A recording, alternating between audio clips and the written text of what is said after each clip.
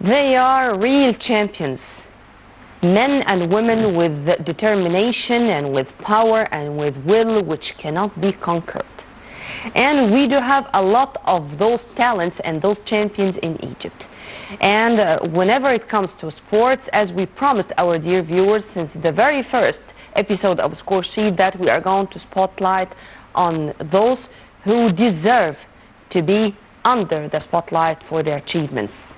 And as we had Dr. Haya Khattab, we do have the head of the medical committee and board member of the Egyptian Paralympic Committee, Dr. Sameh Salim, to speak more with us about our champions who are going to participate in many of the international events coming this year and in Rio, inshallah, and also our history in this field. Sir, thank you very much for being with us. Yes, I do. You do have such a job. Yes. Would I know what's your mission exactly as the medical committee in the Paralympic committee, Yes. the Egyptian Paralympic one? I mean, what you're doing exactly? First of all, I want to thank you about this meeting and to we are to explore or to find out what the job of medical committee in the Paralympics, which is a very big issue and very important, because actually for the medicine, for the Paralympics is something special because we have mainly three branches in the medicine. One of them is the prevention and how to treat injuries as every sport. Second is the anti-doping. Third, This is another story. yes, another story, yes. The WADA is doing great. Yes, Yeah. exactly.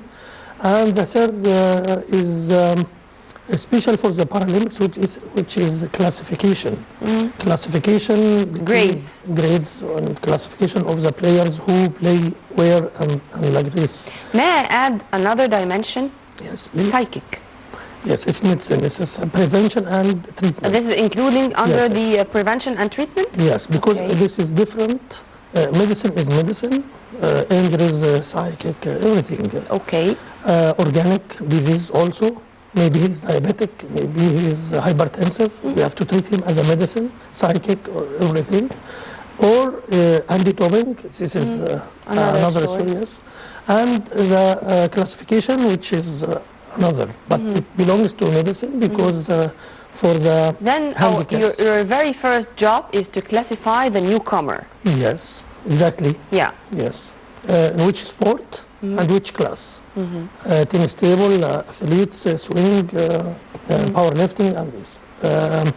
And then we are going to educate him about the anti-doping, which drugs is prohibited and forbidden because it's a very big story and he may lose Steroids. Steroids. Among other things. Yes. But whenever it comes to doping, many of the chronic diseases are being treated with the active ingredients included into some medications which would be test positive when it comes to doping. And this is why there is a special committee to deal or to manage this issue. Am I right? Yes, this is a very big issue and very nice that you have opened this theme. For the chronic diseases, there is I can give you an example, by the way. Yes. Thyroid. Yes. For example, hypertension, diabetes, bronchial asthma, everything. I think Muhammad Barakat, the famous Ahli and international striker of football, of course, was suffering from thyroid disturbances, and because of this, he was excluded from this doping issue. No, actually, there is a way. We have to diagnose, first of all, and if he is diseased or he has something, illness, and he has a right to play also. Sure. He is a man, a human being. So there is something called therapeutic use exemption. We have to write this, medications, what he needs, the diagnosis. 3, a consultant, doctors, have to write what illness and all the investigations, and if this all coordinating together and not fake or something like this. And if it is chronic or acute, I mean, if it is temporary or it's going to end by the end of the illness itself. Yes, because he needs medicine for his life, for example. Not 1, 2, 3 months, but... It's not a hit. Yes, yes. So he needs to play, he's right, he's talent, and he's very important for the national team or something like this. So we have to find out where to get his exemption. So we send these investigations, all papers, to the WADA or the International Federation, and then we take the response, it's okay or not, because some of the diseases you can play and you take the medicine, but you have to write what type of medicine, what is the dose, what is the active ingredient to be accurate. Yes. The scientific name, how many milligrams per day, everything. Then when they come to control this, so he has the exemption, and every 2 or 3 years he has to renew this license certificate. Mo Farah and I think also Usain Bolt were suffering from something like that, and they said it was their coach. It's a very important issue.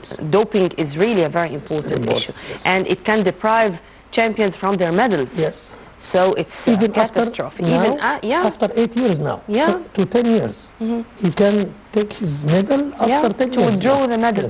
Let's go back to the assessment and how to classify and what are the grades of the disabled people. Actually, this is a big theme. This is a very, very big... In brief, sir. Yes. We have many sports. For example, like volleyball sitting. It has a classification, athletes classification, swimming, and so on. Every sport has a special classification because now they are trying to push the sports to improve the quality, players, everything. So maybe in the next years we will find 1 or 2 healthy athletes with a handicap together playing to push them forward. Yes. For example, for the sitting volleyball, maybe 1 or 2 players, but they have to obey the rules of the sitting volleyball, sitting and not standing and something like this. For the classification of volleyball, for example, it's legal or illegal. So it's yes or no. But for example, for powerlifting also legal or illegal. Maybe amputation, but he is healthy from the upper. Upper part. The big issue for classification is athletes and swimming because and tennis table. You may find 2 classes nearly. He is amputation below knee or above knee. So he is 1 finger or foot, 4 foot amputation. So it depends about the disability and in which class he plays. And this is about the physical abilities. What about the mental ones? I mean, the mentally retarded people with Down syndrome, they are also grades. This is Special Olympics. I mean, but you mean that you don't have? No, we don't have. The Paralympics are mentally 100%. They have a physical disability. Some of them may be in... this is an injury. I think he can... Yes, injury. He has amputation below elbow. We consider this only wrist. And he has an injury, maybe, I think his left knee or left thigh has problem. And so he couldn't continue. So he's very sad because maybe it's Olympics. He has the right to be. Yes. And both hands. So he's very sad because he lost his chance. In London, I think it was such an exhausting time. Yes, for me, yes. For you in specific? Okay, elaborate, sir. I was the only doctor there. Was our Paralympics heroes, and we promised our country to have from 11 to 15 medals. But you returned with 17? 15, I think. 15? Yes, okay. The maximum. Okay. But I had 4 players who they were not able to compete at this period because 3 of injuries, 1 of illness. So I manage with the medical center in the Olympic village, and we inject them under CT scan, under ultrasound, and they could be able to compete again. And they And got you were medals. the sole doctor, then it was your full responsibility. Yes, it was my full responsibility. Thanks God, I got very good results, and they played and win the medals, and so we had 15 medals. Thank God. Thanks God, yes. About the preparations ahead of Rio de Janeiro, or ahead, not the Olympic Games, let's speak a little bit about the African Championships and about the African competitions in general. Yes. What do you do for our players? I mean, do we have special preparations? Do we have a special medical treatment for specific talents or players we have, or you are doing what you do normally during the year? Actually, as I said before, we have the three main branches. The first is medicine. Medicine is not only medicine, it's diagnosis, it's treatment, it's prevention, it's rehabilitation. So if I have an injury, I have a system. How to diagnose him, how I treat him, which medications, how I rehabilitate him to play again, how to, with the food supplement or medical supplement that can I offer for him, because for the athletes, he can stay 3 months, for example, waiting his illness. I have to be more. So this is the difference between normal medicine and sports medicine and sports injury. They are professionals. If I lose 1 week, 2 weeks, it's a big issue for the player, because he will be back in time, not in his exact time, what he needs. He may lose some champions or something. So we have to find out how to manage this management for treatment. So we have a lot of equipments, physiotherapy, we have a lot of masseurs, we have a lot of medical supplements. And what about our players' commitment they are good. to the courses? They are perfect. They are searching, because this is now, sports is money and is reputation, and it's their famous. health too. Yes, it's everything for him. Or her. Or her. Yeah. Yes, and I think our players are very, very responsible, and they know very well what they need. Maybe they need more than normal.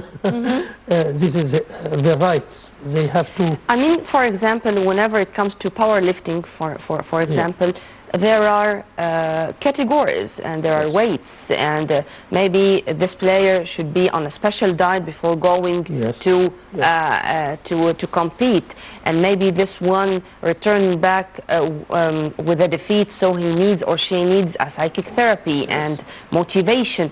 What would you do? I mean, you are a committee.